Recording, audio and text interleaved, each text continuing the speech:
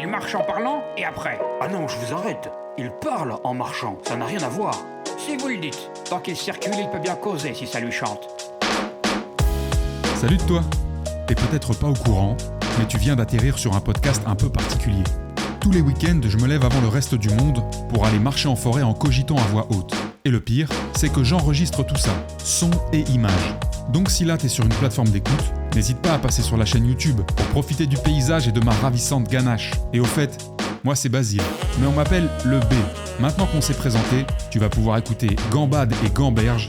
Allez, j'enfile mes bottes et on peut démarrer.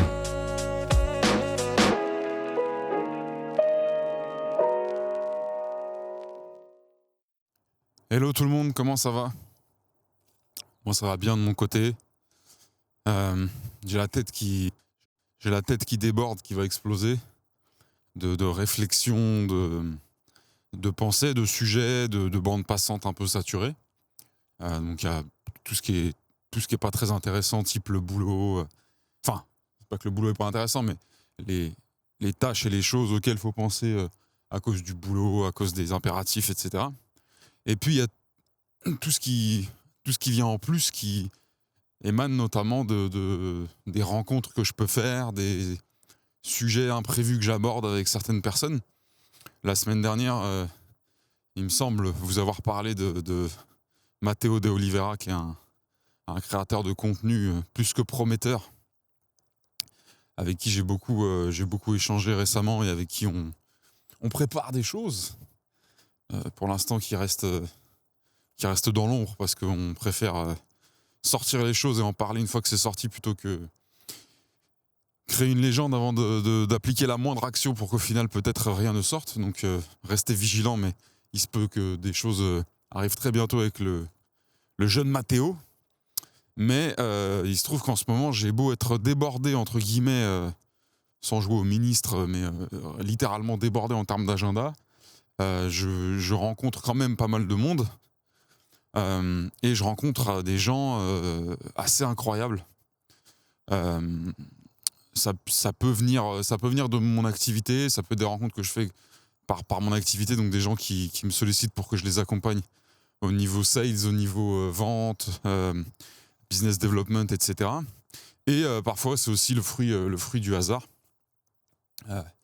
Par exemple, il n'y a pas très longtemps, il y a quelques temps, j'ai rencontré un mec qui s'appelle Hamza, qui m'a contacté, je crois bien de base, parce qu'il voulait justement, oui, c'était par rapport au coaching, sales, apprendre, ou en tout cas développer un peu plus ses lames de vente, de business development, enfin le côté vente tout simplement. On va pas chercher 3 heures. Et alors je sais plus trop comment il m'avait trouvé. Peut-être via la chaîne de Ous, peut-être via mon podcast, je sais pas du tout. Mais il m'avait contacté très, très, très discrètement, enfin très normalement sur LinkedIn, etc. Et c'était typiquement le gars qui paye pas de mine. Dans le sens, il faisait pas de vagues, il m'a juste contacté, voilà, bonjour, j'aimerais savoir si on peut se parler par rapport à tes services, machin. Rien de monumental à ce moment-là. Et puis bah évidemment, on sait jamais ce qui se cache derrière un arbre ou sous un rocher, pour prendre des métaphores bucoliques étant donné qu'on est en forêt. Donc je monte sur le créneau avec lui, et il se trouve que je tombe sur un mec mais hallucinant. Enfin je pense qu'il se rend même pas compte qu'il est brillant. Alors je vais pas révéler son identité totale, etc., parce que je sais pas encore à quel point il est ok, pas ok pour parler des projets sur lesquels on bosse en ce moment et que lui est en train de mener. Donc je resterai vague quant à son identité réelle, mais c'est une personne qui existe vraiment. Et, enfin évidemment, mais je veux dire, c'est une personne qui mérite d'être connue et qui, j'espère, va accomplir beaucoup de belles choses. Donc pour l'instant, tout ce que je peux vous dire sur lui, c'est que c'est un mec qui est c'est un mec brillant, mais il a fait 42, il a bossé pour des grosses boîtes en tant que dev et en tant que... là, je vais vous dire des bêtises parce qu'il est un peu trop tôt pour que je branche les câbles dans le bon sens. Oui, je crois que c'est en tant que dev qu'il a bossé. Attendez, je vais passer par là plutôt. UI, UX et compagnie aussi, designer. Et récemment, il s'est mis sur enfin, plus ou moins récemment, parce que je ne sais pas à quel point c'est récent dans son scope, mais il s'est mis sur un sujet qui est de créer une application dédiée au monde du sport, et notamment à la musculation. Je ne vais pas rentrer dans le détail, parce que évidemment, je ne vais pas spoiler quoi que ce soit, et en plus risquer de dire des conneries n'ayant qu'une partie des informations sur tout ce qu'il a déjà construit et tout ce qu'il a comme vision. Mais ce que je peux vous dire, vu que vous savez que je suis passionné par le teasing, c'est que comme n'importe quel mec qui viendrait vous voir et qui vous dit qu'il a une idée d'app dans le monde de la muscu, premier truc auquel vous pensez, c'est que tout a déjà été fait, refait, et en plus majoritairement minablement par la plupart des gens qui ont proposé des produits, des apps à ce niveau-là, et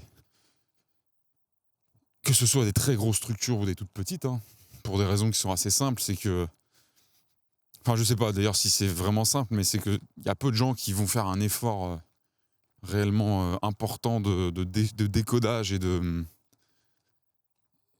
comment dire, et d'incarnation de l'utilisateur final qui serait en théorie le commun des mortels qui s'entraîne en salle de sport et qui a besoin de pas mal de soutien sur certains points, qui fait face à pas mal de frustrations, à pas mal de blocages, à pas mal d'obstacles et de douleurs, autres que physiques, étant donné que celle qui est physique, il vient se l'infliger lui-même ou elle-même.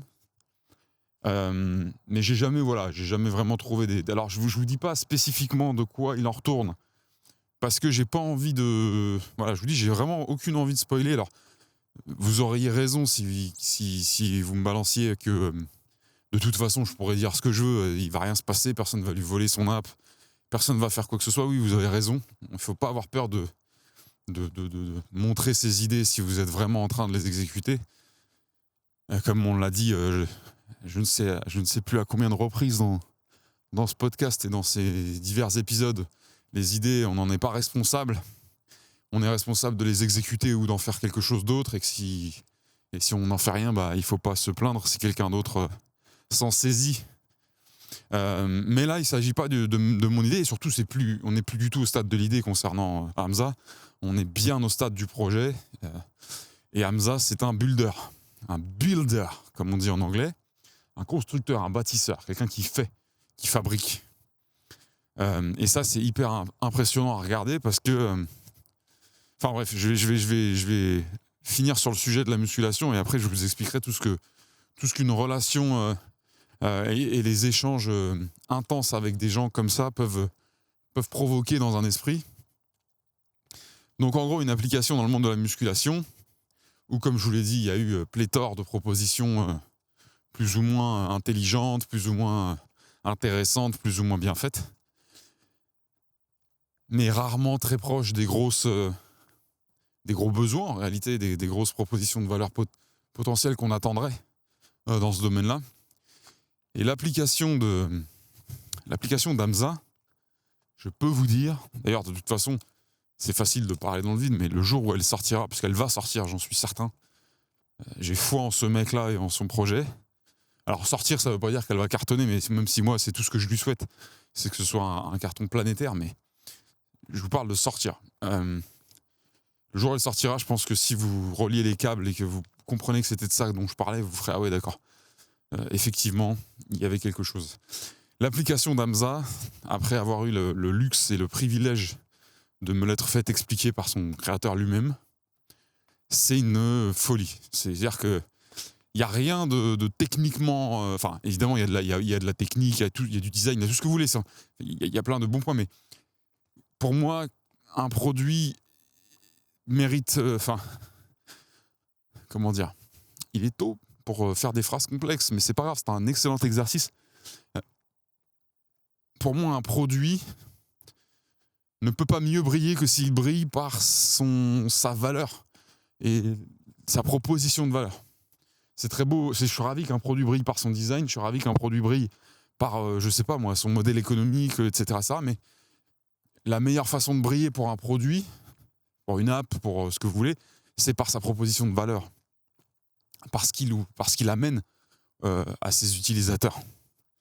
Et moi, étant un pratiquant de musculation et un fréquenteur de salle de sport, discipliné, très à l'aise dans ma routine, enfin, habitué aux entraînements, etc.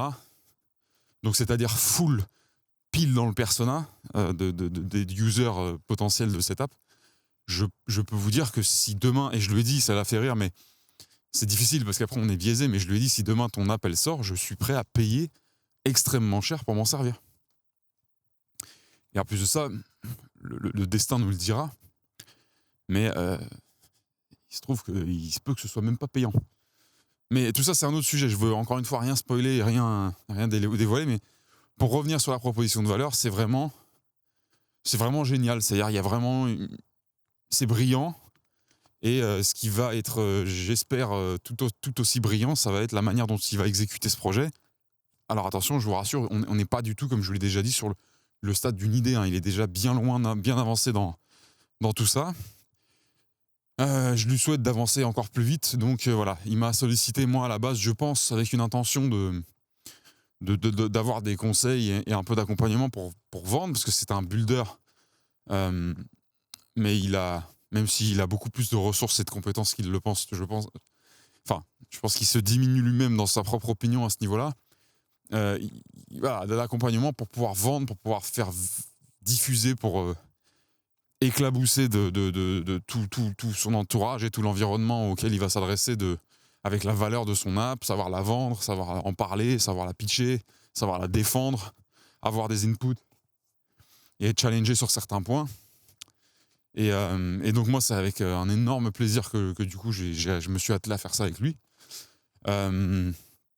C'est un mec qui est brillant, qui comprend, qui est très intense dans son projet, c'est-à-dire qu'en fait, il est complètement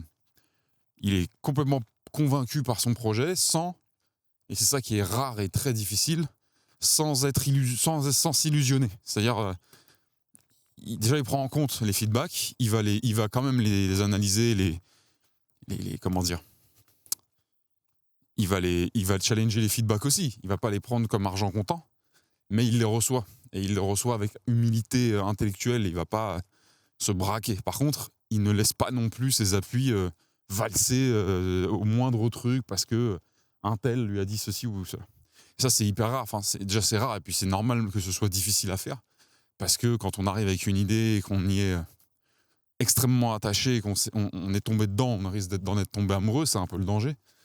C'est compliqué de la remettre en question. Bref, tout ça pour vous dire que c'est des échanges qui sont si intéressants et passionnants et qui, moi, me challenge intellectuellement très fort. Et comme je sais qu'il me sollicite pour que moi, je le challenge sur des points, sur des sujets, sur des axes, sur des positionnements, du pricing. Vous voyez, c'est ce genre d'échange-là. Hier, on a eu une conversation. Moi, j'ai passé un moment vraiment intense intellectuellement à cogiter pour essayer de déployer de la valeur auprès de lui. Et c'était formidable parce que moi, ça me nourrit énormément. Ça me fatigue aussi parce que c'est de la matière grise consommée à mort. Mais en fait, c'est un kiff. Et il m'a fait rire parce qu'à la fin du call, il m'a dit « Je sais même pas pourquoi tu fais ça. » Dans le sens, pourquoi tu m'accordes du temps. Oui, parce qu'à la base, pour être très transparent avec vous, à la base, Hamza, il me sollicite dans un objectif de solliciter mes services. De sales, d'accompagnement, etc. Et finalement, en discutant, on finit par développer une relation. Et comme lui, il a d'autres skills extrêmement précieux et qui peuvent tout à fait m'être utiles sur les prochains mois ou projets que je vais éventuellement avoir, il n'y a rien de sûr. On s'est dit que plutôt que de partir dans une relation d'accompagnant-accompagné, on préférait devenir pote et éventuellement faire du transfert de skills et de connaissances. Mais et ça, c'est évidemment pas lui qui l'a imposé du tout, c'est moi au contraire. Mais du coup, je pense qu'il est dans une position où il se dit putain, moi je l'avais approché pour éventuellement du business pour lui. Et finalement, on se retrouve dans une relation où il n'y a pas d'argent qui est échangé. pour l'instant, peut-être qu'un jour ce sera le cas dans un sens ou dans l'autre, peu importe. Et ça me fait rire parce qu'à la fin du coup, il me dit, je sais toujours pas pourquoi tu fais ça. Déjà parce que c'est un mec super et je passe des bons moments à discuter avec lui et que c'est très challengeant intellectuellement, mais parce que c'est hyper nourrissant. C'est très dur de peut-être faire se rendre compte à quelqu'un de ce genre-là, enfin c'est pas forcément le bon mot, mais de ce type-là, que c'est c'est un booster. Et puis là où je voulais insister, j'ai mis un peu de temps à préchauffer, là où je voulais insister, c'est que au-delà du challenge intellectuel que c'est, moi j'adore raisonner et déconstruire, reconstruire une idée, essayer de créer du feedback extrêmement valuable pour les gens qui me sollicitent, etc., les challenger sur des points, mais pas pour faire vous savez, les challengers à la con, là, qui, en fait, ils vont vous poser une question sur tout ce que vous leur dites. Vous leur dites, j'ai prévu de faire ça comme ça, et enfin, ah oui, mais t'es sûr que ça, c'est pas juste poser des questions, c'est challenger intellectuellement, créer du raisonnement, et puis voir s'il y a un raisonnement abouti ou pas. Mais au-delà de ça, moi, être au contact de ce mec-là, c'est être au contact d'un gars qui est... peut-être qu'il s'en rend pas compte, mais pour les gens comme moi, c'est le Graal d'arriver à atteindre ce niveau de... Alors attention, encore une fois, j'insiste. Déjà, c'est un mec brillant. C'est un mec qui a fait 42, qui est sorti... Enfin, brillamment de 42, ça veut rien dire, parce que 42, on sort... si vous connaissez un peu l'école 42, c'est une école assez atypique. On sort pas avec un diplôme à 42. Bref, mais renseignez-vous sur cette école si vous ignorez de quoi il s'agit, vous apprendrez des choses incroyables. Mais c'est vraiment un builder, ça veut dire vraiment, ne serait-ce qu'entre deux échanges, j'ai vu l'avancée et la structure. Et pour les mecs comme moi qui ne font qu'avoir des idées toutes les 3 minutes, qui sont débordés par leur créativité et qui sont épuisés par les allées-venues de l'enthousiasme et de la... Et de la frénésie qu'ils peuvent ressentir par leur nouvelle idée, et puis qui va finalement s'amenuire et venir être remplacé par une nouvelle idée, et bam, vous voyez, ce genre d'aller-retour-là, c'est épuisant. Je vous en ai parlé, je ne sais plus dans quel épisode, mais moi, c'est un vrai sujet dans ma vie. C'est-à-dire qu'il n'y a pas une journée qui passe à part celle où je suis vraiment complètement saturé en choses à faire très pragmatiques et pas très inspirantes, ce qui arrive. Je suis débordé par le flux entrant que j'ai dans le crâne de pensées, d'idées, et il est rarissime qu'il se passe une journée où j'ai beaucoup de flux entrant, où j'ai pas une idée qui vaille la peine de se pencher dessus, qui vaille la peine d'étudier la faisabilité, etc. Parce que si à l'arrière vous avez que des idées à la con, de trucs pas très importants, c'est tout aussi pénible, je pense, et tout aussi fatigant d'en être impacté, d'avoir ce flux incessant. C'est vraiment un aller-retour, pour vous le symboliser, c'est vraiment genre, vous avez des poussées comme ça de flux entrant d'idées, et après, il y en a une qui prend une place un peu centrale, qui prend la lumière, vous savez, comme dans le film Split, avec, je crois que c'est James McAvoy ou Jim McAvoy, je sais plus, où il a 12 ou je sais plus combien de 14, 20, 30 personnalités différentes, et il se transforme, bref, c'est un film assez marrant à regarder, je trouve que la presta de l'acteur est assez phénoménale.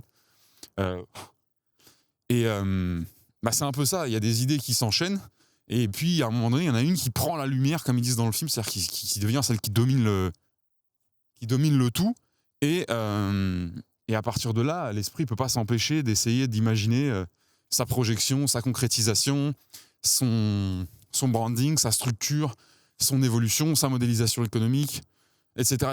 Et enfin bref, donc je vais pas m'enfoncer plus là-dedans parce que je sais que je vous ai déjà parlé de tout ça. Mais moi, il y a un vrai sujet à ce niveau. Et quand moi, je tombe sur un mec comme Hamza, alors Hamza, c'est pas qu'il a pas d'idées, qu'il est pas créatif, etc. Il est certainement très créatif, mais il est certainement beaucoup moins impacté par ce fléau, si j'ose appeler ça comme ça.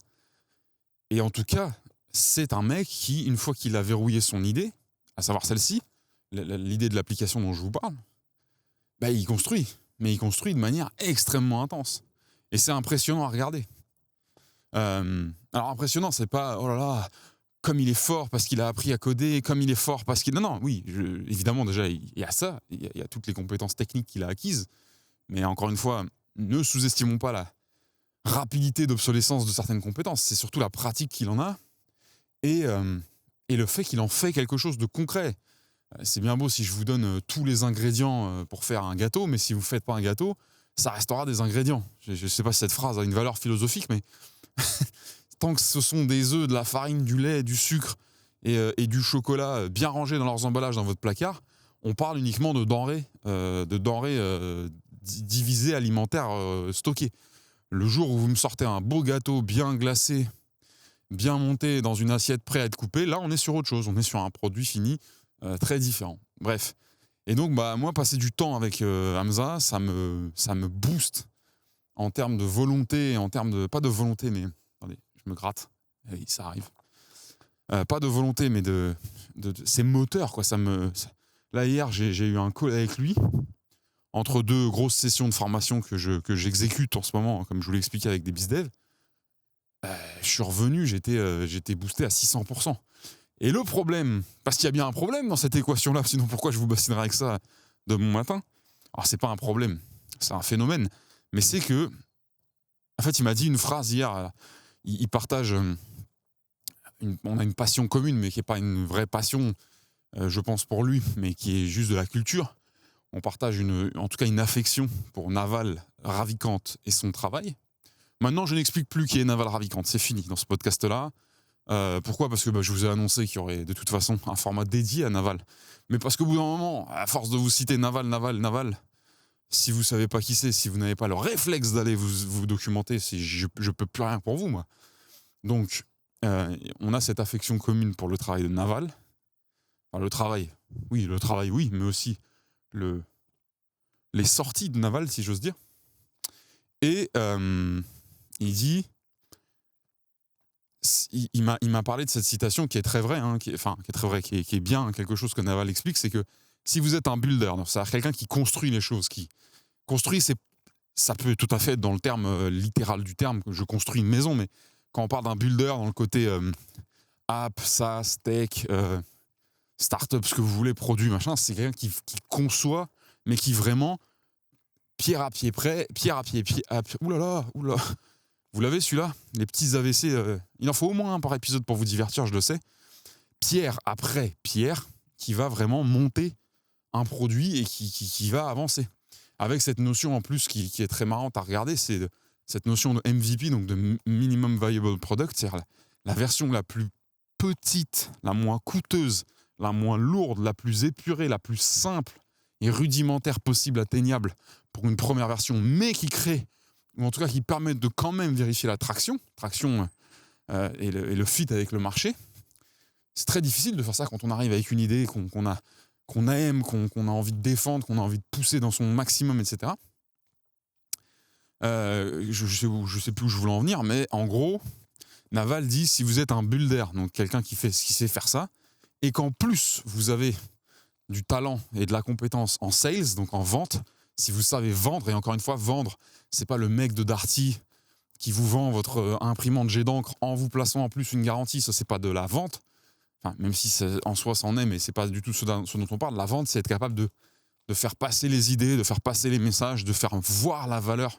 C'est le plus important dans la vente, c'est faire voir la valeur, pas en la biaisant, pas en l'augmentant artificiellement, mais bien en la faisant voir de la bonne manière, en comprenant le champ de vision des gens à qui on veut la faire voir, avec aussi, sans que ce soit complètement déclaré, assumé, avec quand même un gros fond de génie marketing, parce que en soi, même si on aime bien opposer le sales au marketing, un excellent sales, c'est quelqu'un qui a de l'ADN marketing en lui, ou en elle, mais ça, c'est vraiment une croyance que j'ai.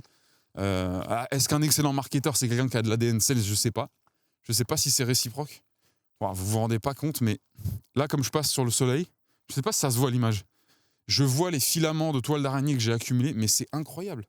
Je coupe parce que là, c'est ridicule. J'ai 14 fils qui tournent derrière moi que j'ai emmenés avec... Attendez, je coupe, je change de bras parce que là, je vais finir par les bouffer si ça continue. Donc le père Naval nous dit, si vous êtes un builder, un constructeur, un bâtisseur, un faiseur, et qu'en plus de ça, vous savez vendre, vous avez ces skills en sales, en marketing, etc., vous êtes inarrêtable. Alors, je ne sais pas quelle est la formule, je sais plus quelle est la formule exacte en francisé de Naval là-dessus, mais en gros, c'est ça. C'est si vous avez ces deux pouvoirs combinés, vous êtes extrêmement dangereux dans le sens positif du terme sur le marché parce que vous êtes capable de faire et de vendre ce que vous avez fait, mais en étant la même personne. Et c'est ça qui intéresse Hamza. Lui, il sait qu'il est en capacité en termes de building, il sait qu'il sait faire. De toute façon, il a dédié sa vie, ses études et le début de sa carrière à faire ça. Et là, dans le projet qu'il est en train d'assumer et de porter, il en a la preuve tous les jours qu'il est builder. Mais il aimerait beaucoup aussi être capable de vendre, etc. Alors, la question qui se pose, qui est plus ou moins légitime, c'est est-ce qu'on peut, si on est un builder né, apprendre à être un sales ? Pas un sales, encore une fois, dans le sens métier, job, bonjour, je suis un sales dans telle startup. C'est est-ce qu'on peut faire naître en nous les skills, la compétence et comment dire, l'ADN sales ou pas ? Et à l'inverse, est-ce que si on a cet ADN de savoir vendre, de savoir raconter, de savoir faire voir la valeur, de savoir partager, de savoir passionner, donc tout ce champ d'ADN, tout ce champ de skills sales, est-ce qu'on peut faire naître en nous la même chose côté builder ? Et ça, c'est une vraie question. Pourquoi je vous parle de ça et pourquoi c'est drôle de parler de ça, drôle, c'est moins drôle qu'un sketch de votre humoriste préféré, mais parce que dans cette conversation, en face de moi, j'ai Hamza qui lui est un builder né, qui rêverait, il rêverait pas du tout, mais qui aimerait beaucoup être complet en faisant naître en lui du sales, et moi qui suis en face de lui, je suis quasiment le négatif, l'opposé, à savoir je suis un sales né. Alors né, c'est si ça vous fait plaisir de vous dire ça, parce que ça rend l'histoire plus intéressante, mais un raconteur, un sales, un vendeur, un metteur en lumière de valeur, c'est un peu pompeux comme terme, mais moi je vois vraiment la vente comme ça, et qui au contraire pêche sur l'exécution, l'exécution, ça fait partie intégrante du côté builder, mais c'est pas que ça. On peut exécuter et pas être un builder, mais le côté conception et pas conceptualisation. Je sais pas si vous voyez la différence. C'est-à-dire que moi je suis très doué pour trouver des concepts, pour conceptualiser, pour intellectualiser, pour réfléchir, pour développer en pensée, pour augmenter intellectuellement et théoriquement les choses. J'aime bien aussi les amorcer, je ne suis pas en mode totalement immobile, inactif, etc. C'est pas du tout ça que je dis. Mais je suis moins efficace sur la conception, dans le sens prendre vos deux petites mains, alors que ce soit en mode numérique, technologique ou vraiment littéralement physique, artisanal, prendre vos deux petites mains et faire. Et puis il n'y avait rien il y a 10 minutes et maintenant il y a un produit. Dans le sens, et maintenant il y a un objet qui existe. Donc on se retrouve nous deux face à face avec une espèce de ressemblance en négatif, de complémentarité ou d'opposition, vous voyez ça comme vous voulez. D'ailleurs c'est marrant de voir qui voit ça comme de la complémentarité et qui voit ça comme de l'opposition. Et je me suis posé, en fait, la dernière chose qu'il m'a dit, c'est ouais, tu vois, cette phrase de Naval, il me dit si on est builder et qu'on arrive à devenir sales, on a un peu tous les super pouvoirs qu'il faut. Et ça a résonné dans ma tête parce que moi je l'ai forcément entendu, étant biaisé par ma propre histoire entre guillemets. J'ai forcément entendu quand on a un sales et qu'on arrive à être un builder, on a des super pouvoirs. Donc je sais plus vraiment où je voulais en venir et c'est pas très très grave, mais en tout cas sachez que ce genre de rencontre, ce genre d'échange, de relations et d'être témoin de certaines fulgurances et de voir des progrès sur un projet comme ça, moi ça me depuis 2-3 semaines là, ça me bouffe le crâne dans le bon sens du terme et ça me donne envie de créer des trucs, mais c'est pour utiliser un mot absolument pas adapté, quasi insoutenable. C'est-à-dire que je me réveille des fois là, en fait je vous dis ça parce que cette nuit, alors qu'il fallait que je dorme bien, il fallait que je dorme beaucoup parce que je vais vous en parler dans 3 minutes. Mais aujourd'hui, c'est une journée, les amis. On est sur un marathon de qualité. Cette nuit, je me suis levé 3 fois. Et je me suis réveillé 3 fois. Peut-être qu'il y a eu du bruit, peut-être qu'il y a eu quelque chose, je sais pas, j'ai pas trop relevé. Alors, il fait extrêmement chaud, tout le monde dort mal quand il fait chaud, tout le monde sait, voilà. Mais cette nuit, je me suis réveillé 3 fois pour noter sur un carnet des idées de trucs, de produits, de machin. Et vous savez, il y a cette espèce de sensation parfois d'alignement des planètes.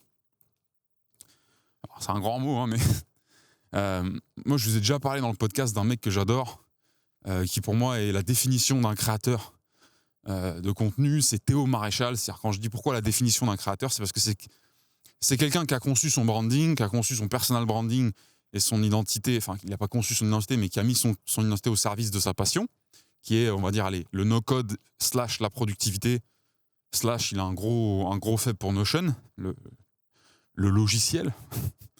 Mais c'est-à-dire qu'en fait, il n'est pas arrivé avec une identité. Et après, il a choisi un peu comme ça un sujet un peu funky pour faire quelque chose. Il est arrivé passionné par le sujet, le contenu, et il crée des choses d'une qualité assez phénoménale sur le fond, la forme et à peu près tout ce qu'il y a autour. Et donc, le truc principal de Théo, c'est le no-code, en tout cas quand on est sur ses contenus les plus récents, comme c'est mon cas. Et moi, je suis toujours un petit peu... vous savez, moi, je suis pas ultra tech, contrairement à ce que peut-être d'autres gens pensent, parce que j'ai bossé dans des startups, etc. J'aime beaucoup la tech, je suis très renseigné sur pas mal de choses, j'ai beaucoup d'admiration pour tout ça. Enfin, d'admiration, je suis très intéressé, mais je suis pas du tout un connaisseur, un connoisseur, comme on dit dans le monde des avertis. Et je regrette beaucoup, mais j'ai pas appris à coder étant jeune vraiment fort. J'ai un peu appris à l'arrache, mais j'ai pas fait grand-chose. Donc ouais, il y a un espèce de gap entre les gens qui comprennent et les gens qui comprennent pas. Mais quand je vois des contenus de Théo, je me demande toujours, je me dis, mais le no-code, c'est quoi? Enfin, pour moi, c'est assez abstrait. C'est comme... Et pourtant, j'en ai fait des sites, hein, pour moi ou pour mes potes, ou pour des trucs où j'ai eu besoin. J'ai fait du site en no-code. Alors, ça reste du site vitrine, on n'est pas sur des trucs phénoménaux, mais je vois ce qu'est le no-code, je vois très bien... pour ceux qui sont un peu largués, le no-code, c'est créer des choses, à savoir, par exemple, des apps, des sites, des logiciels pour les plus énervés, qui devraient, à la base, nécessiter du code, mais les créer grâce à un environnement qui a été fait pour ça, sans avoir besoin de coder, grâce à de la conception très instinctive, basée plutôt sur du visuel. Enfin, là, je m'enfonce dans une définition qui va être peut-être un peu bizarre et biaisée, mais allez voir Webflow, allez voir ce genre de trucs-là. C'est ce que je voulais dire. Et donc, pour moi, le no-code, c'est toujours en mode, c'est sympa, on peut faire un site vitrine et tout avec, mais enfin, mon cerveau n'est pas capable de comprendre jusqu'où on peut aller dans le no-code. Parce que forcément, déjà, je suis pas capable de comprendre jusqu'où on peut aller dans le code, même si en vrai, j'en ai plus une petite idée à ce niveau-là. Et donc, je sais pas comment vous le faire passer, mais c'est un potentiel que j'ai du mal à saisir dans son envergure, le no-code. Et bizarrement, je m'y intéresse, alors que j'ai pas de raison de m'y intéresser en ce moment. Ce que je fais, ça n'a rien à voir avec le no-code. Mais là, le combo discussion avec Hamza sur son app, plus en ce moment, je bouffe pas mal de Théo Maréchal, au sens figuré. Je ne consomme pas des morceaux de Théo Maréchal, mais je consomme son contenu. Et donc, je sais pas, j'ai un truc dans ma tête là qui m'obstine, qui m'obsède, qui est un peu devant là, tout le temps c'est souvent quand je m'endors, et c'est cette espèce d'envie de faire un truc, de faire un produit, de faire une app, de faire un SaaS. Mais c'est même pas dans l'objectif de... Heureusement que c'est pas dans cet objectif-là, mais dans l'objectif de dire ouais, je monte une super boîte avec un super SaaS et on va devenir milliardaire, on va lever. C'est juste de voir qu'est-ce qu'on peut créer. C'est comme si en fait, on venait de m'acheter à l'époque où j'étais petit, quand j'étais gosse, quoi, tout simplement. Quand j'étais gosse, je dessinais beaucoup, j'aimais beaucoup dessiner. Et j'aimais pas trop, moi, tout ce qui était... j'étais très peu peinture. C'est-à-dire, moi, tout ce qui était, mais même au-delà, très peu couleur, en fait. Moi, je dessine avec un crayon papier, avec une mine carbone, si je dis pas de bêtises. Mon truc, c'était ça. Donc, peu importe les couleurs, les feutres, les machins que vous aviez à côté de moi, que vous ameniez à côté de moi, ça m'intéressait pas. Par contre, si vous m'ameniez un nouveau crayon, vous savez, les trucs un peu Faber-Castell, ou je sais plus comment ça s'appelait, les trucs un peu haut de gamme, etc. Là, c'est un peu ça. C'est comme si vous m'ameniez des nouveaux ustensiles et je veux juste voir ce qu'on arrive à faire avec. Voilà. C'est pas parce que vous m'amenez une nouvelle boîte de crayons que je me dis, tiens, à combien de millions pourra se vendre l'œuvre que je vais potentiellement créer avec ça. C'est plutôt, tiens, à quoi ça ressemble quand j'appuie sur cette mine-là, quand je gratte avec cette mine-là, etc., etc. Quelle finesse de trait je peux faire. Enfin bref, pour ceux qui ont déjà fait du croquis, comme on dit, dans la vie, pour ceux qui ont vu passer certains de mes posts récents, il se trouve que quand j'étais gamin, je dessinais beaucoup. Et parfois des choses assez improbables. Mais ça, je vous laisse le découvrir sur LinkedIn. Donc voilà, donc tout ça pour vous dire qu'en ce moment, à cause d'Hamza et d'autres gens à qui je parle en ce moment, mais lui c'est celui qui fout le plus de bordel dans mon ciboulot actuellement, j'ai une espèce de voix qui me dit « Vas-y, fais un truc gros, fais un produit, fais une app, fais quelque chose, juste pour voir ce que ça fait. » Donc, vous avez certainement compris que ça c'est un truc qui m'arrive souvent, donc il y a 10% de chances que ça se fasse. Mais je me suis dit quelque chose. Je me suis dit, si c'est intéressant à faire, pour moi et pour les gens qui pourraient éventuellement le regarder être en train d'être fait, ça peut être intelligent avant de dire « Ah bah non, c'est encore un projet en plus qui va venir polluer le scope principal et empêcher d'avancer sur les projets en cours. » Ça peut être intéressant de voir avec vous en fait ce qui pourrait être pertinent de construire ou pas, tout simplement. Après, je suis pas en train de dire tiens, quelle application vous voulez qu'on crée de rencontre de machin. Est-ce qu'il y a, enfin en fait j'en sais rien. C'est plutôt est-ce que c'est intéressant de voir quelque chose être construit. Après il y a la partie technique qui est hyper intéressante et bluffante quand on connaît pas. Et ça pour le coup vous n'avez pas besoin de moi. Hein. Vous allez comme je vous dis sur les vidéos de Théo Maréchal où il crée une app en 24 heures, je sais pas quoi. Enfin vous allez voir, il y a pas que lui évidemment, mais lui c'est mieux. Donc ça, c'est la partie technique qui est impressionnante, surtout pour les néophytes et les découvreurs, enfin les gens qui savent absolument pas que c'est possible. Quand vous savez pas que quelque chose est possible et qu'on vous le montre sous vos yeux, on vous le met sous les yeux, c'est normal d'être impressionné.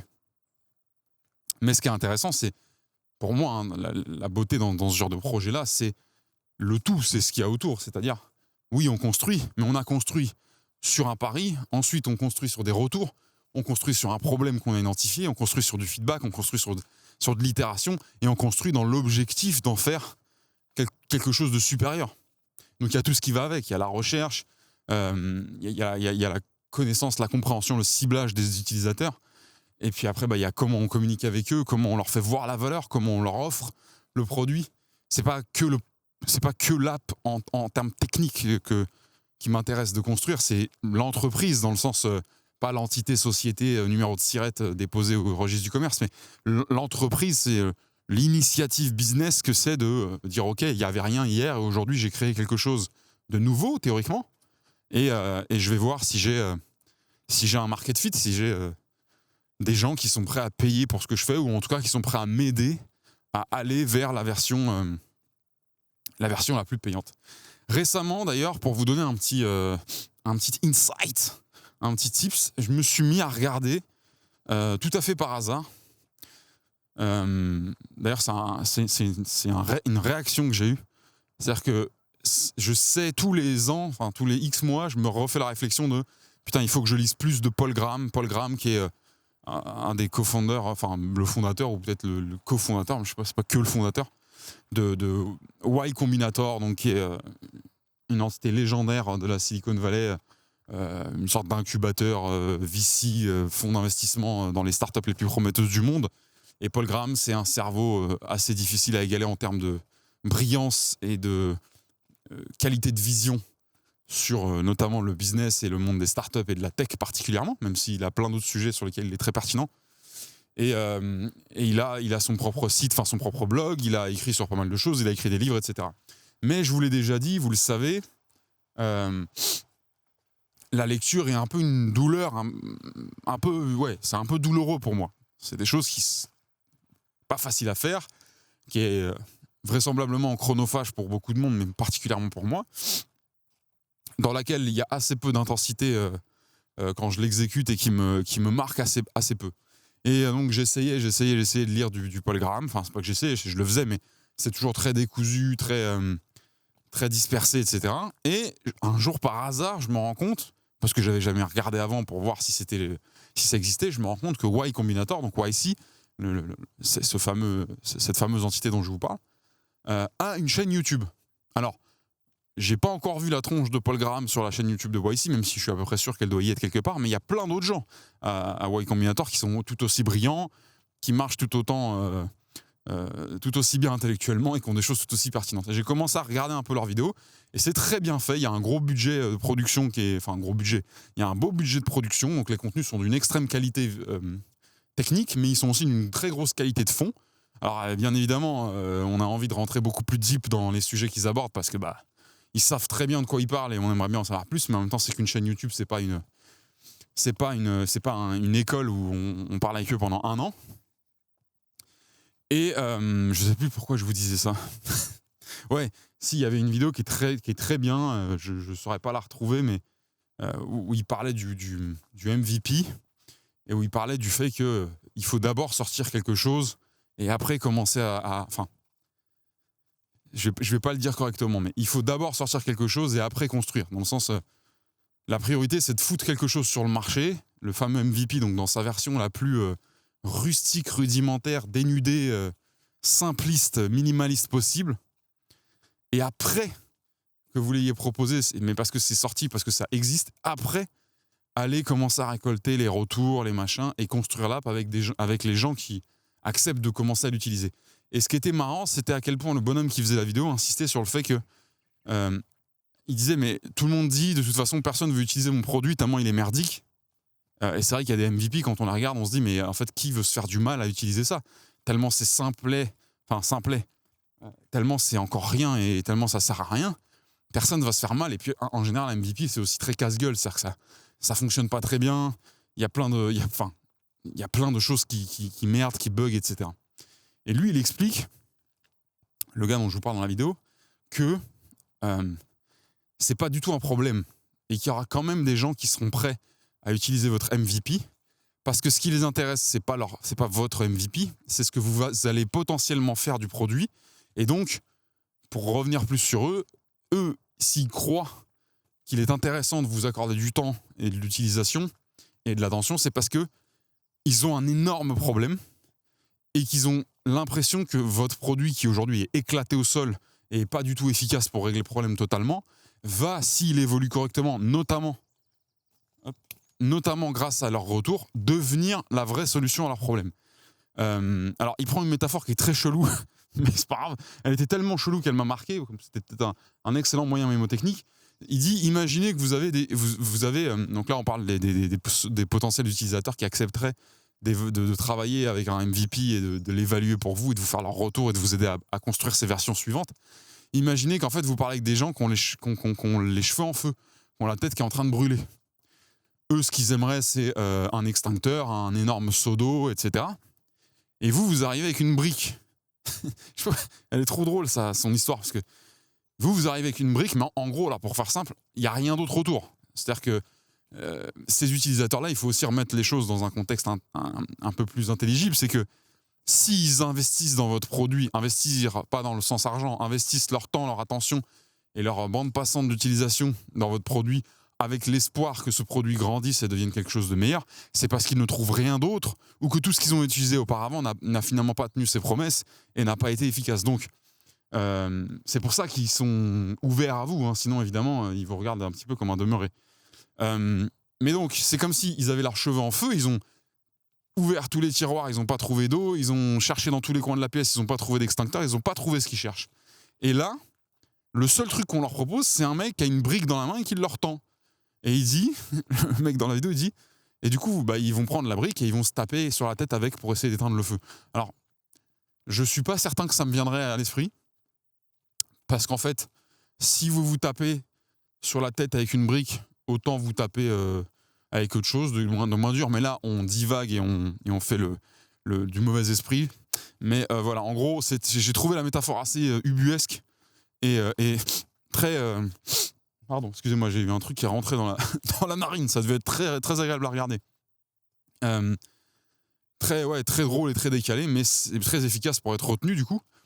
Et donc, c'est ça un MVP. Un MVP, c'est un truc qui fait à peine 1% de ce que l'utilisateur espère que ça fera plus tard. Je ne sais pas si c'est clair ce que je veux dire. Mais du coup, il ne faut pas avoir peur de sortir un truc. Et l'état d'esprit du builder, c'est de toute façon, on avance, on sort et on construira avec les retours. Et du coup, ça me permet d'appuyer sur un point que j'ai réalisé il n'y a pas si longtemps que ça. Ça va peut-être avoir l'air évident à plein de gens, mais la seule mission d'un builder, si tant est qu'il a quelque chose à proposer, c'est pas Enfin, si, sa mission, c'est de construire et d'avancer, de sortir des choses. Mais en fait, la seule manière de mourir pour un builder, c'est de ne pas avoir de retour. Parce que c'est ce qui l'empêchera d'aller vers une prochaine étape intéressante. Parce que s'il va vers une prochaine étape que lui-même a auto-diagnostiquée comme étant la bonne, qu'il a auto-évaluée sur ses propres idées, ses propres retours de son propre produit, peut-être qu'il y en a qui sont suffisamment géniaux pour que ça fonctionne, mais en tous les cas, c'est très dangereux. Et donc, en fait, la vie d'un builder, à la fois, c'est de construire, mais c'est aussi de s'assurer d'avoir un environnement de retour, des gens qui utilisent, des testeurs, avec qui il a une communication qui est optimale et qui lui permet, donc optimale dans le sens, déjà elle existe, déjà il a des retours, il a des infos, mais il a des bons retours et des bonnes infos. Et quand je dis bon, ça ne veut pas dire positif, ça veut dire authentique, véridique et honnête. Parce que le pire, je pense, c'est de construire un produit avec des gens qui veulent votre bien, ou votre mal d'ailleurs, et qui vous font des retours à la con. Et moi, ça, je l'ai vécu dans une boîte qu'on a montée avec un pote. Tout le monde vous fait des retours, mais alors quand vraiment vous prenez le recul, après plusieurs mois, plusieurs années à avoir fait monter le produit, et qu'on arrive enfin à quelque chose de stable et quelque chose qui de toute façon continuera à évoluer, mais qui est beaucoup plus assis, vous vous rendez compte que 80% des retours qu'on vous faisait au début, c'était n'importe quoi. Mais ce n'était pas n'importe quoi par incompétence et par non-connaissance des choses. C'était n'importe quoi parce que la seule intention des retours qu'on vous faisait, c'était soit de vous encourager dans votre projet, ce qui est pas condamnable, hein. On va pas taper sur la tête des gens qui veulent vous pousser. Mais du coup, les retours étaient absolument biaisés et complètement à côté de la plaque. Ou alors des gens qui veulent juste vous décourager parce que vous les rendez jaloux ou vous les inquiétez avec votre entreprise de fou furieux de la tech. Voilà. Donc, merci Hamza pour ces heures de gamberge. Merci Théo d'avoir poussé autant de contenu. Vous avez le droit de me rentrer dans la gueule en commentaire. Il y en a qui le font et ils le font avec brio. Quand je dis rentrer dans la gueule, évidemment, c'est avec du respect. Sinon, vous allez même pas exister dans les commentaires et c'est pas grave. Et sachez que vous allez même pas me chatouiller à peine. Mais quand je dis rentrer dans la gueule, c'est me dire ouais, mais tu dis ça, mais il faut aussi faire attention, me remettre en question face à mes contradictions. Je pense qu'un être qui n'a aucune contradiction est forcément malade mentalement, ou est un excellent menteur, ou juste ne parle jamais, parce que c'est quand même un excellent moyen de pas se contredire si on ne parle jamais. Ce que je veux dire, c'est que je sais que la semaine dernière, enfin je crois, je vous ai parlé de Navalogie, donc le fameux podcast théoriquement de remplacement hivernal de Gambas des Gamberges, que je suis en train de designer dans ma tête, si c'est quelque chose qui veut dire quelque chose. Ça, il n'y a pas de souci, il n'y a aucun problème, on est bien parti. Évidemment, ça sera à la fin de Gambas des Gamberges, hein, donc il faut y aller tranquille. Mais je vous ai parlé du business de l'engagement sortant, notamment sur les réseaux, notamment un peu plus spécifiquement sur LinkedIn, etc. Vous avez le droit de me rentrer dans la gueule en me disant mais attends mec, tu formes les sales, tu fais de la stratégie outbound dans les boîtes, tu veux monter une structure dans l'engagement sortant, blablabla, tu veux maintenant faire un produit, ok. Oui, je sais, c'est ma vie, c'est comme ça que je vous dis pas c'est comme ça que je fonctionne. J'ai pas choisi de fonctionner comme ça. Le mec qui vous raconte ça, il est spécial quand même. Mais ouais, c'est pas la vie que j'ai choisie, mais c'est la vie que je mène. À savoir 14 000 trucs qui tombent dans le cerveau, on sait pas vraiment comment toujours y faire face et on a envie presque de tout faire. Mais ça peut être intéressant de savoir ce que vous en pensez. Pas dans le sens voilà mon opinion et fais-en ta religion, c'est pas du tout ça. C'est qu'est-ce que ça vous donne comme impression après, je sais pas, on doit être au 16e épisode ou au 17e, j'en sais rien. J'ai arrêté de compter de toute façon. Puis comme un con avec le dièse qui est décalé par rapport au vrai nombre d'épisodes, je suis toujours dedans. Mais à partir du moment où vous considérez que vous faites partie de l'audience à peu près fidèle, c'est-à-dire que vous êtes là depuis au moins 2, 3, 4 épisodes. Après, les fous furieux qui se sont tapés les 17, eux, ils ont évidemment une bien meilleure vision du truc. Mais après tous ces épisodes-là, toutes ces heures passées ensemble à gambader et gamberger, et à m'écouter geindre sur mes petits tracas du quotidien, qu'est-ce que vous avez comme impression me concernant ? Impressions, évidemment, qui seront biaisées par le fait que vous n'avez que ce format-là pour évaluer la chose. Il y en a quand même certains qui sont venus me trouver sur LinkedIn et qui ont vu comment j'écris, etc. Il y a même un mec qui m'a fait un feedback assez drôle. Alors je crois que ça n'a rien à voir avec Gambas des Gamberges, mais il m'a fait un feedback assez drôle. Il m'a dit ouais, je t'ai découvert, je crois, je vous résume le truc, mais je t'ai découvert sur le podcast avec Oussama. Et en fait, lui, ce qui le dérange, il m'a un peu cassé les couilles parce que il est pas méchant, mais il est venu un peu en me demandant de me justifier. Ça, moi, c'est un truc qui marche pas super avec moi. Mais c'est en mode genre, quand t'écris, t'es très tranché. Alors, il parle de LinkedIn, il parle pas d'écrire en général. T'es très tranché, t'es un dictateur agressif, etc. Voilà. Et par contre, quand je te vois dans les vidéos, alors il parlait notamment des épisodes de Entre nous avec Ous, t'es réfléchi, t'es ouvert à la discussion. Alors il dit t'es ouvert au débat. Alors moi je débat pas, les gars. Donc si vous avez l'impression que je suis ouvert au débat, c'est que je fais mal mon taf. Par contre, je suis ouvert à la réflexion et au raisonnement.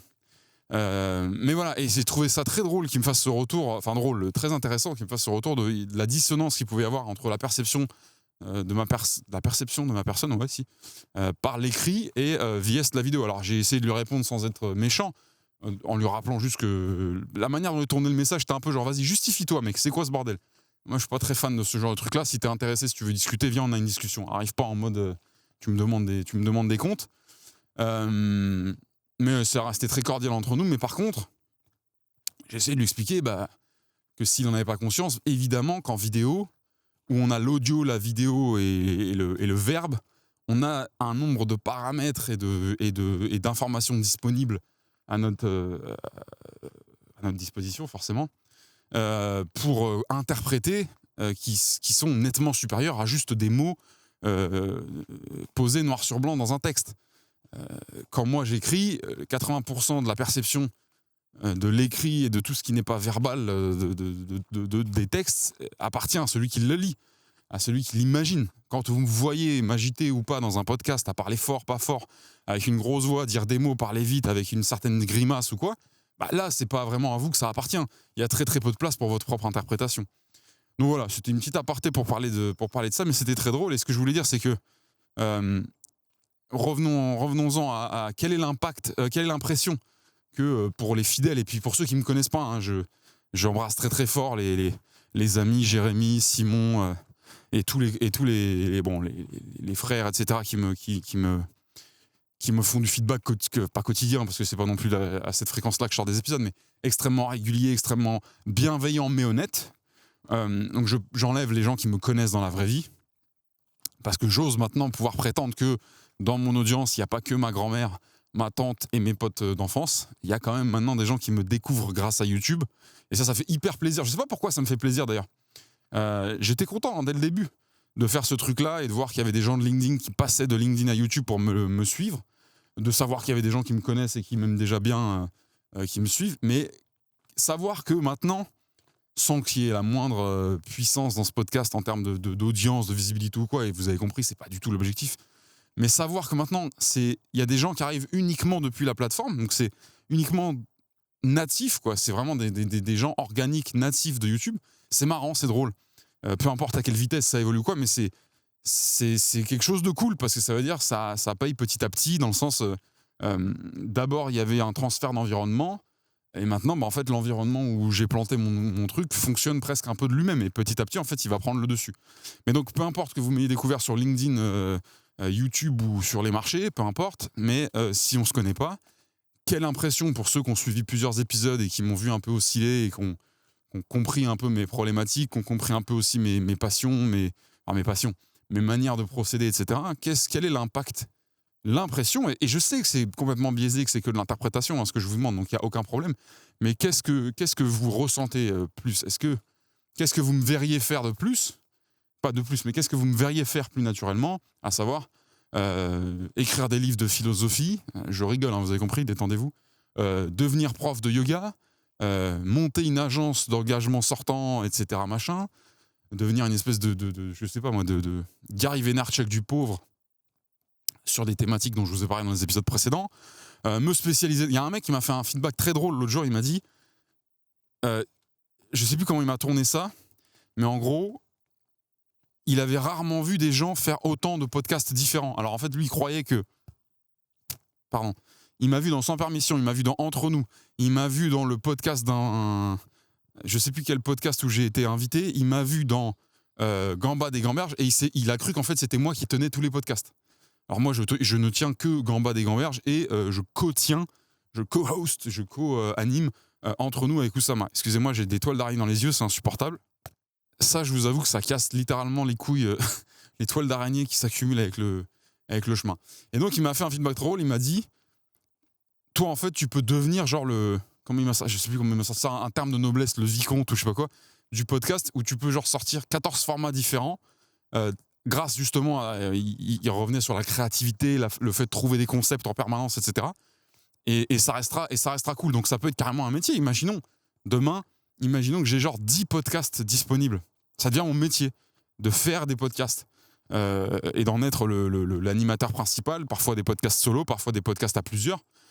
Et en fait, je rigole en disant ça, mais c'est un peu ce qui va se passer. Parce que là, Gambas des Gamberges, ok, la trêve hivernale va bientôt arriver. Ça va être la naissance, je l'espère, et en tout cas, je vous attends là-dessus, de Navalogie, donc le podcast dédié à la découverte, la vulgarisation, le décryptage et l'approfondissement et la réflexion autour du travail de Naval Ravikant. Je ne peux vous spoiler, mais comme je vous ai soufflé en début d'épisode, il y a un mec qui s'appelle Matteo De Oliveira, avec qui je peux vous garantir qu'on va faire des trucs bientôt, et il se peut, soit dit en passant, que ça touche de plus ou moins près au podcast, mais il ne s'agira pas de Navalogie ni de Gambas des Gamberges. Entre nous, là on a des tournages qui sont prévus avec Oussama dès la rentrée. On va essayer de les tourner par batch parce que c'est compliqué de se trouver au même endroit en Europe au même moment, etc. Donc entre nous ça va poursuivre, et why not autre chose pour parler en anglais. Donc en fait je suis en train de me dire en vous parlant que le gars il est loin d'être teubé, et il a été très pertinent dans ce qu'il dit. Donc voilà, donc ça peut être comme je vous dis, monter une espèce d'agence de trucs, ou est-ce que c'est du pur soloprenariat, ou est-ce que au contraire vous êtes là en train de vous arracher les cheveux à vous dire mais pourquoi tu ne builds pas un product, une app, un SaaS, un truc, etc. Ça me permet parce qu'en fait aujourd'hui je vous ai dit ça va être une journée marathon aujourd'hui. Donc là j'ai Gambas des Gamberges que je vais finir dans pas très longtemps de tourner, ensuite je trace. J'ai un tournage de podcast avec mon pote Alexandre Egerter. Alors, je sais pas comment on dit Alexandre, ton blaze. Va falloir que tu nous dises dans les commentaires. Egerter ou Egerter, on va t'appeler Alexandre A, qui est un espèce de fou dangereux. Lui aussi, qui est très investi dans le marketing, dans le podcast, dans LinkedIn, dans la visibilité, qui a sa propre agence, etc. Donc, on tourne ce matin avec Alexandre. Ensuite, j'ai deux J'ai deux clients, des vrais clients très sérieux, disciplinés, qui viennent en coaching sales pur, donc deux séparés, pas en même temps. Et ensuite, je tourne un podcast avec mon pote Max Laramé, que vous connaissez certainement sur LinkedIn, qui est un expatrié, un Français expatrié au Québec, au Canada. Je pense que c'est au Québec, pour ceux qui ont compris. C'est l'homme tatoué, l'homme du marketing. Et donc, on va parler marketing avec Max cet après-midi, plutôt en fin de journée. On a dû s'accorder à cause du décalage horaire. Et voilà. Et ce soir, je sais pas. Mais en tout cas, c'est une journée full tournage, alors, tournage, les coachings, c'est pas tourné, mais ça se fait en visio aujourd'hui, les deux. Donc, forcément, c'est face à la webcam. Mais sinon, c'est que du tournage toute la journée. Donc, ça va être intense. Je sais pas quelle gueule je vais avoir à la fin de cette journée, et je sais pas si je serai encore capable de faire une addition, mais c'est drôle. Je sais plus. Je voulais vous dire, je vais utiliser les 10-15 dernières minutes là qui me restent pour vous parler d'un dernier truc qui va dans ce sens de quelle est l'impression que vous... Pardon, on va refaire une phrase correcte. Qu'est-ce qui se dégage de l'impression que je vous ai donnée à travers tous ces épisodes? Est-ce que c'est plutôt reste un solopreneur, fais 15 000 podcasts, monte une agence? Encore une fois, c'est dans l'idée de ne me suggérer qu'une voie. Je sais très bien que c'est pas forcément ce que vous me souhaitez, et c'est pas du tout même ce qui va se passer, mais c'est pour voir un peu comment vous vous positionnez. Évidemment, rien ne m'oblige à ne prendre qu'une voie, mais si je ne devais en choisir qu'une sur votre suggestion, basée sur l'impression et le ressenti, vraiment l'interprétation, votre sensibilité à vous, de ce que je vous ai donné comme signaux, comme information depuis le début de votre consommation de ce podcast. Encore une fois, pour ceux qui ont vu les milliers, les 10 000 épisodes qui sont déjà sortis, pour faire semblant, ils auront une information plus dense, plus complète que ceux qui viennent de découvrir, mais peu importe, ça m'intéresse d'avoir votre avis. Donc je vous reprends dans 2 secondes, et je vous parle de ce dernier truc-là.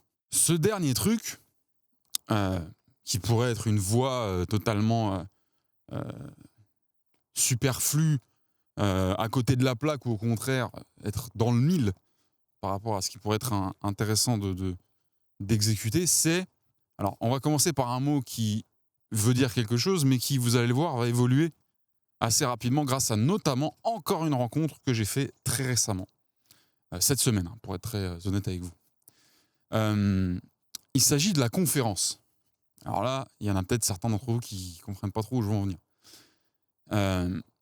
La conférence, dans le sens donner une conférence, adresser un message construit, travaillé, à un ensemble de personnes. Vous allez me dire, il est bien brave, ce con, mais je sais ce qu'est une conférence.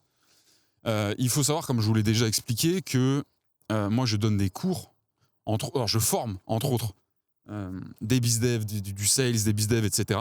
Mais il m'arrive, et notamment c'est ce que je fais en ce moment, de donner des cours à des classes, littéralement. Ça va même se reproduire pendant cette fin d'année. C'est quelque chose qui me passionne, je vous l'ai déjà expliqué, la pédagogie, etc. C'est pas un mais. Et il y a aussi quelque chose de très intéressant dans cette activité qui, moi, me plaît beaucoup et m'épanouit, c'est...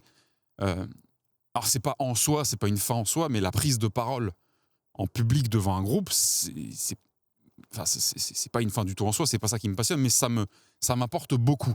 Si tant est que c'est pour leur partager de la valeur, que cette valeur est saisie, cette valeur est intégrée, et qu'il y a du lien qui est créé, etc.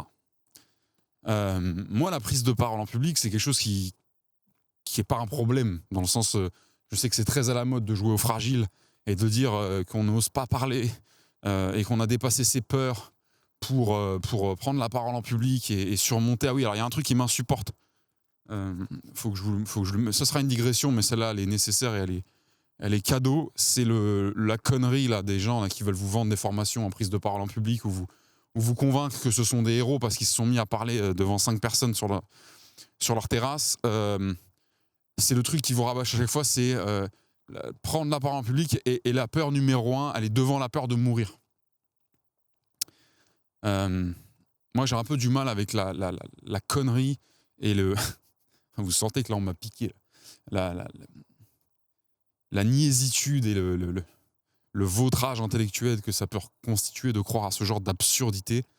Je vais vous caler un calibre sur le front, chargé, et on va voir si prendre la parole en public, c'est vraiment la plus grande de vos peurs. Okay, là, tous les fragiles là, qui font des articles de 800 mètres pour expliquer que c'est des héros de guerre parce qu'ils ont parlé devant 26 mecs de la QVT ou je sais pas quoi, là. Non, pourquoi ça m'énerve ? C'est pas méchant. C'est juste que la mort, c'est un sujet qui me fait absolument pas rire. Je pense que ça fait rire assez peu de gens.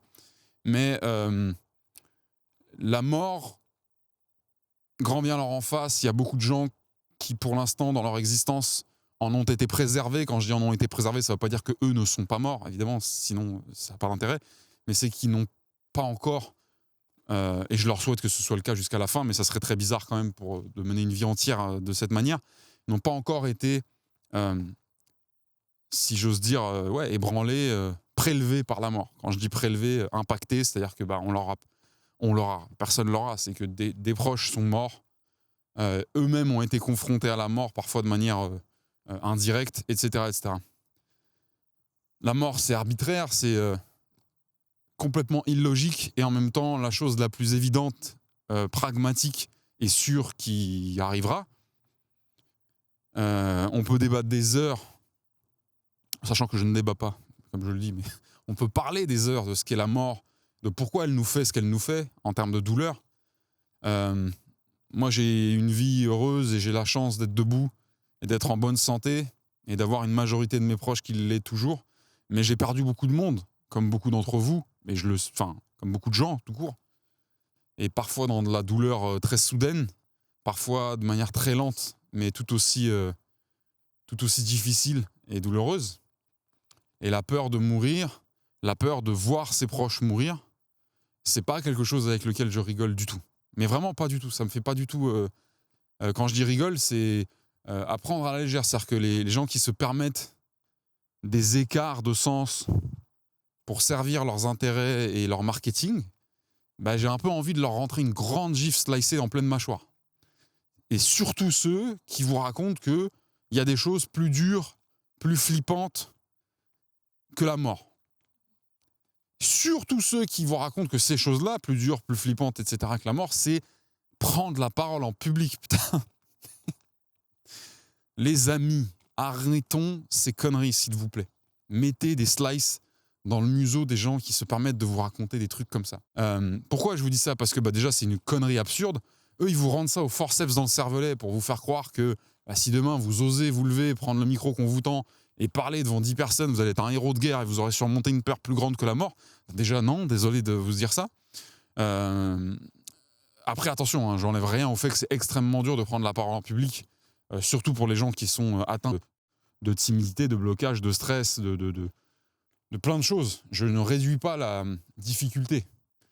Je vous encourage juste, avant de vous répandre en fragilité et vous convaincre que de toute façon c'est foutu d'avance et que vous avez toutes les bonnes excuses du monde pour pas le faire, je vous invite peut-être à vous pencher sur le fait que si vous êtes dans les pompes de quelqu'un qui se pose la question de est-ce que je prends ou pas la parole en public, c'est peut-être parce que vous faites partie des pourcentages restreints des plus grands privilégiés de l'humanité.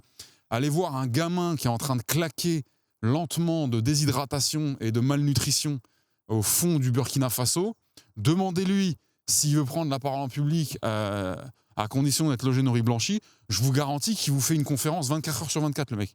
Je ne sais pas si ce que je viens de raconter a le moindre sens pour vous, si vous comprenez, mais quand on en est à se poser des questions et à s'auto-flageller de fragilité, de oui, mais j'ai des failles, voilà, de stress, de machin, sans rien essayer, c'est peut-être qu'on est un peu trop enfoncé dans le privilège. Privilège humain, hein, je parle.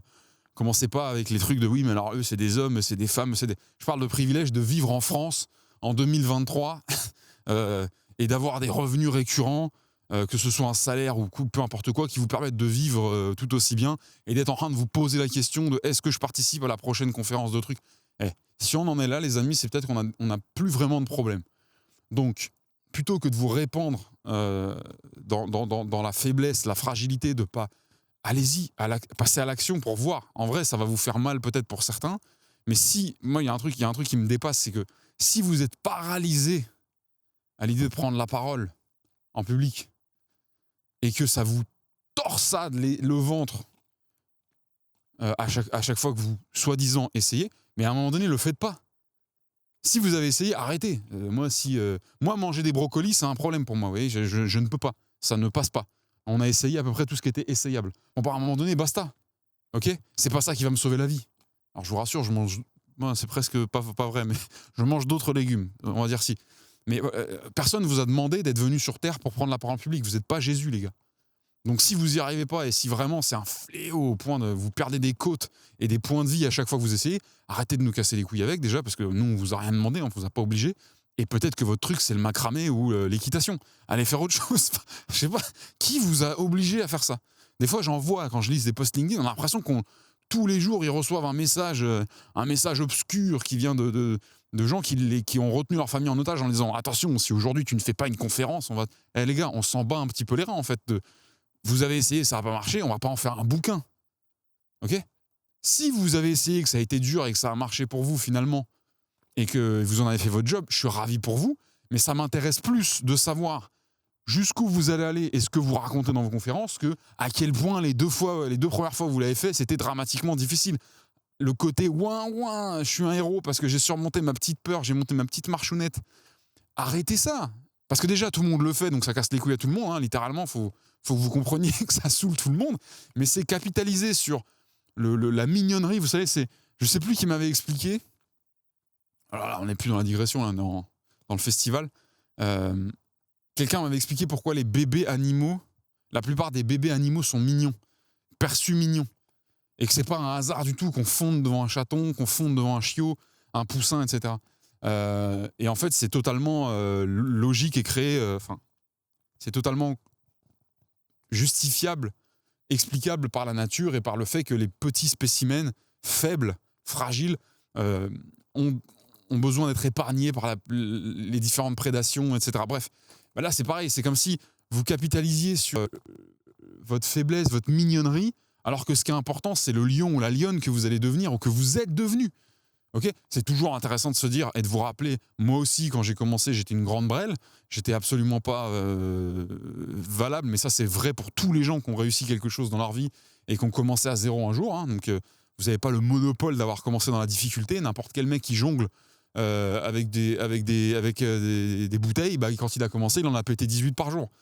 Bref, c'était peut-être un petit peu pas adapté comme métaphore, mais c'est la vérité. Donc, plutôt que de capitaliser que sur le ouin-ouin, la faiblesse et la fragilité, là, toujours surdimensionnée et tout, venez, on passe à autre chose. Donc, désolé d'avoir fait cette digression d'humeur, mais j'avais besoin de me défouler. Mais je supporte pas les gens et je vous invite à, si vous ne les supportez pas non plus, alors rentrez dedans. Les gens qui vous font croire que prendre la parole en public, c'est le truc le plus incroyable que vous allez faire dans votre vie en termes d'héroïsme. Évidemment, c'est incroyable de prendre la parole en public. Évidemment que c'est pas donné à tout le monde et que c'est pas. Alors quand je dis donné à tout le monde, c'est en termes de capacité, mais en termes d'opportunité. Donc je suis pas en train de réduire ça. Je suis en train de vous expliquer même que c'est quelque chose qui me pousse, qui m'attire de plus en plus, mais que je connais déjà assez bien. Mais dans le sens, ça m'attire, j'ai envie d'en faire quelque chose. Donc revenons là-dessus. J'aurais peut-être pas dû faire cet écart d'énervement, mais ce qui me touche dans ce que je viens de vous expliquer, j'espère que vous l'avez bien saisi, c'est qu'on utilise la mort. Ok ? On peut pas faire ça, c'est pas correct. Alors correct, ça veut rien dire, et selon qui, selon quelle loi ou quoi. Mais putain, racontez pas à des minots que mourir, pas mourir, mais avoir peur de mourir, c'est moins chaud qu'avoir peur de prendre la parole. Si vous leur mettez déjà ça dans la gueule petit, qu'est-ce qu'ils vont faire ? C'est même plus des limites là qu'on leur met dans le museau. Bref.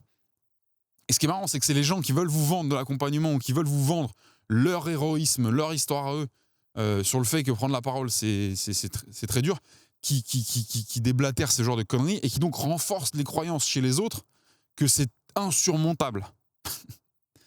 Bref, je connais des centaines de personnes qui prennent la parole en public. Des centaines, vous avez compris, j'exagère.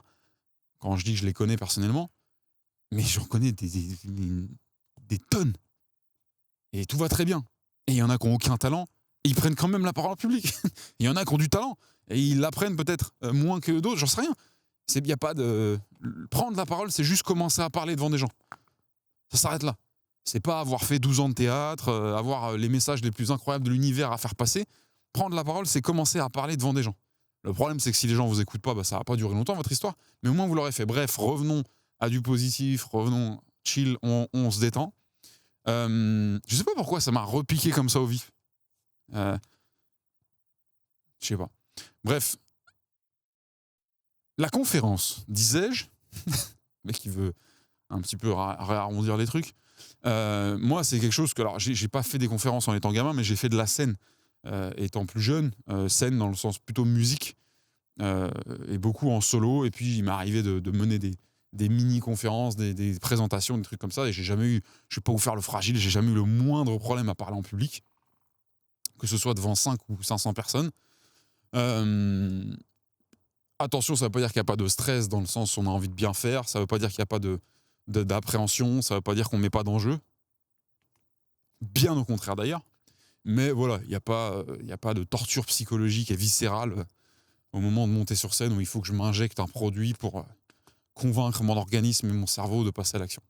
Pas du tout. Si je veux prendre la parole en public, c'est parce que j'estime que j'ai quelque chose à passer, quelque chose à transmettre, et que le véhicule que je représente, à savoir moi, ma personnalité, la manière que j'ai de m'exprimer et l'articulation que j'ai décidé d'appliquer aux propos que je vais tenir, au message que je vais vouloir transmettre, et que j'estime que ça vaut la peine, j'estime que ça doit être fait, donc je suis légitime dans ma position, légitime par rapport à moi-même, je parle.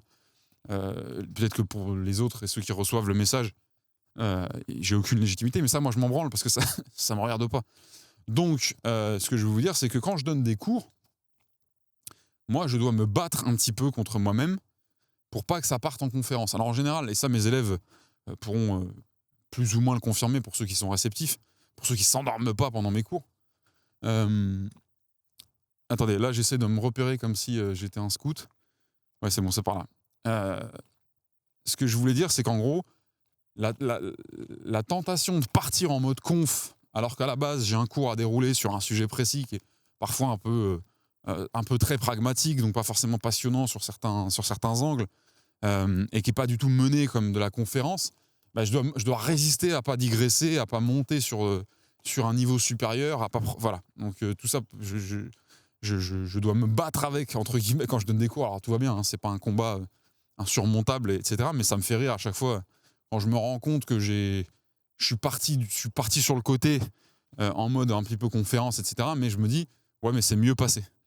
Le truc est mieux passé que si j'avais été dans le suivi absolument rédactionnel, académique, etc. Donc, tout ça pour vous dire que je vois pas mal de mes petits potes là sur LinkedIn qui me prennent la parole dans les confs.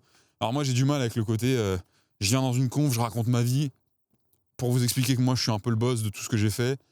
Enfin, à partir du moment où on vient raconter sa vie, de base, soit on est de Che Guevara, soit on ferait peut-être mieux d'aller faire autre chose. Mais c'est mon opinion, il est personnel. Elle est personnelle, il est personnel. J'ai le droit de penser ça, vous avez le droit de penser le contraire, mais la vie des gens m'importe assez peu. Et dans le sens, tout ce qu'ils ont accompli. Alors après, oui, si vous me parlez de légendes, conférences de Mike Horn ou de gens qui ont fait des choses incroyables dans leur vie, oui, évidemment, je vous rejoins. Mais si vous faites une conférence et que vous n'êtes pas un héros ou une héroïne, peut-être faites une conférence sur du savoir, peut-être faites une conférence sur ce que vous avez compris, sur ce que vous avez découvert. Rien ne vous empêche de faire des liens avec votre vie. Hein. Attention.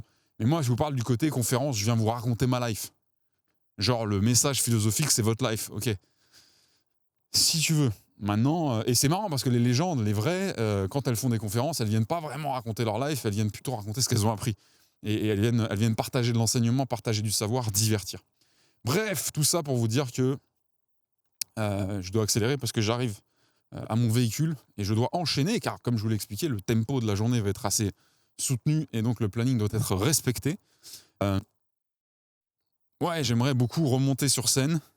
C'est marrant quand on dit ça parce qu'on a l'impression d'être un comédien ou un ex-danseur ou un ex-rappeur international. J'aimerais bien remonter sur scène. J'aimerais bien remonter sur scène pour m'exprimer à travers une conférence.